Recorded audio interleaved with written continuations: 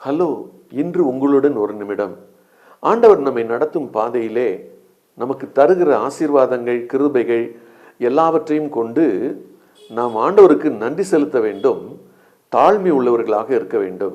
ஆனால் மோசேனுடைய வாழ்க்கையிலே பார்வோனுடைய அரண்மனையிலே அவனுக்கு கற்றுக் கொடுத்த பல காரியங்களினுடைய விளைவாக அவனுக்கு சுய ஞானமும் சுய பலமும் பெருகிவிட்டது. அதனால் அவர் என்ன முயற்சி எடுக்கிறாருன்னு சொன்னால், எகிப்து தேச மனிதனை இவரே போய் சண்டையிடுகிற போது தீர்த்து வைக்க முயலுகிறார்.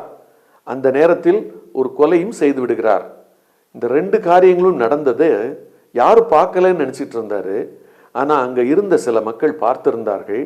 எனவே இது ரிப்பீட்டடாக அவருடைய லைஃப்பில் நடக்கும்போது அவரை பார்த்து என்ன கேட்டாங்க, நேற்று அந்த எகிப்து என்னை கொண்டு போட்டது போல நீ என்னை கொண்டு போட போறியான்னு கேட்டாங்க.